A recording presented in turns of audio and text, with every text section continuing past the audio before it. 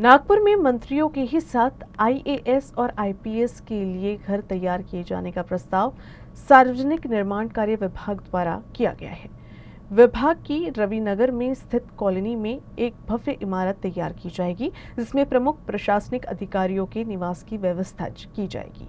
सार्वजनिक निर्माण कार्य विभाग के मुताबिक शहर के बदलते स्वरूप और वरिष्ठ अधिकारियों की बढ़ती संख्या को देखते हुए ये निर्णय लिया गया है, जो प्रस्ताव सरकार के पास भेजा गया है। उसके इस बजट में मंजूर होने की उम्मीद है। नाग भवन में भी एक भव्य इमारत तैयार की जाएगी, जहां मंत्रियों के निवास की व्यवस्था रहेगी। नागपुर में सार्वजनिक निर्माण कार्य विभाग द्वारा मंत्रियों और आईएएस ऑफिसरों के लिए खास तरह से नए घरों को बनाने की प्रक्रिया जल्द ही शुरू की जाने वाली है।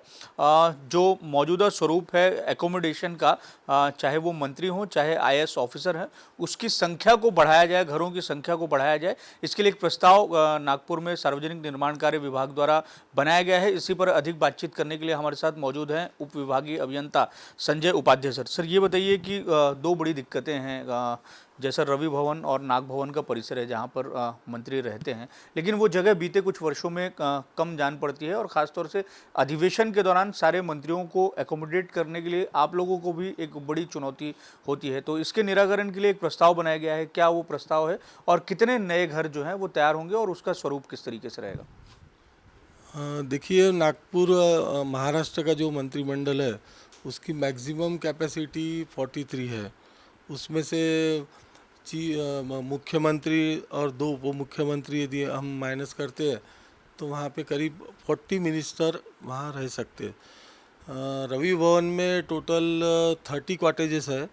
उसमें से जो पदसिद्ध अधिकारी रहते हैं, जैसे कि अध्यक्ष उपाध्यक्ष विधानसभा के, बाद में सभापति उपसभापति और दोनों पक्ष नेता विरोधी पक्ष नेता, तो ये 6 माइनस करने के बाद रवि भवन में अकोमोडेशन की स्थिति हो जाती है 26।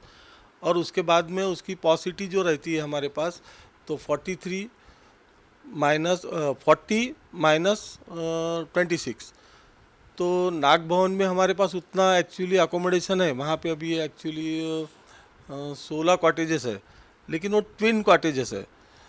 और उसमें राज्य मंत्री जो होते हैं वो और कैबिनेट मंत्री, यदि 26 से ज़्यादा यदि कैबिनेट मंत्री हो जाते हैं तो 27वां या 28वां जो कैबिनेट मंत्री होता है उसको नाग भवन में भेजना पड़ता है, और वहाँ का जो कारपेट एरिया काफ़ी कम है। तो ये दिक्कत काफ़ी दिनों से थी। तो अभी हम लोगों के तरफ से, पीडब्ल्यूडी के तरफ से, एक नया टावर नाग भवन का जो गेस्ट हाउस है हमारा, जहाँ पे सिर्फ 7 सूट्स है, तो उसको यदि हम कॉम्प्रोमाइज़ करते हैं तो वहाँ पे यदि हम टावर बनाते हैं तो वहाँ पे हमने अकोमोडेशन की व्यवस्था की है। वहाँ पे हमने 24 वीआईपी सूट्स दिए। एक प्रस्ताव तो रवि भवन को लेकर भी था, लेकिन बगल में ही चूंकि हाई कोर्ट है और उसकी सुरक्षा के मद्देनज़र रवि भवन का प्रस्ताव जो है वो थोड़ा सा ठंडे बस्ते में चला गया सुरक्षा कारणों के मद्देनज़र। आईएएस ऑफिसर्स के लिए भी खास टावर और इमारत तैयार होने वाली है, वो कहाँ बनने वाली है और उसकी आवश्यकता क्यों जान पड़ी?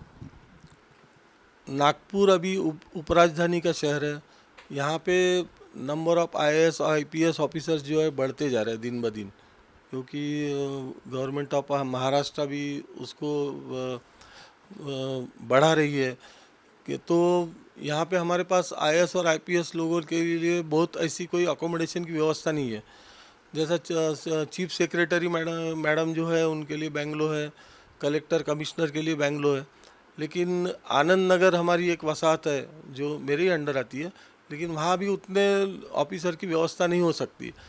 और नागपुर का जो ये है कि हमारा जो एफएसआई अपने को जो मिलता है, एफएसआई के हिसाब से अपने को अभी टावर डेवलप करना पड़ेगा। छोटे छोटे बेंगलो है, लेकिन उसमें अकोमोडेशन की नीड होती नहीं, गार्डन है, ये वो है, सब है। इसलिए हमने रवि नगर हमारे कॉलोनी में वहाँ पे डी टाइप के कुछ क्वार्टर्स डिमोलिश करके वहाँ पे हम लोगों ने प्रस्ताव किया है और गवर्नमेंट ने उसको अप्रूव किया है। और ऐसे हाई टावर 2-4 बढ़ा दिए, तो ये सब बेंगलो पूरा डिसमेंटल करके जो पुराने हो गए, जिसके ऊपर रिनोवेशन का खर्चा हो रहा है, वहाँ पे भी हम लोग अच्छे हाई रेस्ट टावर कर सकते हैं।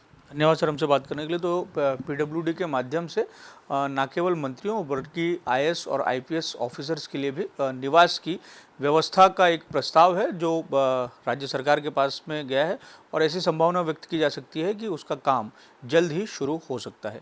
वीडियो जर्नलिस्ट अतुल गवई के साथ दिव्येश द्विवेदी, यूएसएन न्यूज़, नागपुर।